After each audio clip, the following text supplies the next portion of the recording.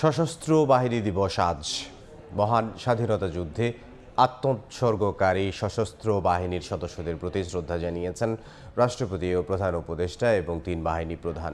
সকালে ঢাকা সেনানিবাসের শিখা নির্মাণে পুষ্পস্তবক অর্পণ করেন তারা। সকাল ৮টার দিকে প্রথমে রাষ্ট্রপতি ও সশস্ত্র বাহিনীর সর্বাধিনায়ক মোহাম্মদ শাহাবুদ্দিন শ্রদ্ধা নিবেদন করেন। এরপর শ্রদ্ধা জানান প্রধান উপদেষ্টা ডক্টর মোহাম্মদ ইউনুস।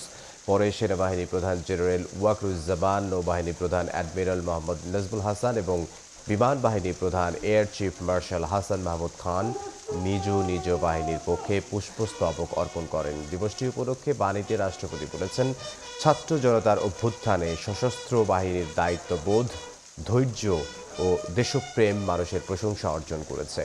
বাহিনীর সদস্যদের রাষ্ট্র ও নেতৃত্বের প্রতি অনুগত থেকে দেশের গৌরব সমুন্নত রাখার প্রত্যাশা জানান তিনি। এদিকে প্রধান উপদেষ্টা তার বাণীতে দেশের আইনশৃঙ্খলা পরিস্থিতির উন্নয়ন ও অস্ত্র উদ্ধার সহ সব কার্যক্রমে বেসামরিক প্রশাসনকে সহায়তার জন্য সশস্ত্র বাহিনীর প্রতি কৃতজ্ঞতা জানিয়েছেন। সশস্ত্র বাহিনীর সদস্যরা দেশের স্বাধীনতা ও সার্বভৌমত্ব রক্ষা এবং জনগণের সঙ্গে এক হয়ে কাজ করবেন বলে আশা জানান প্রধান উপদেষ্টা।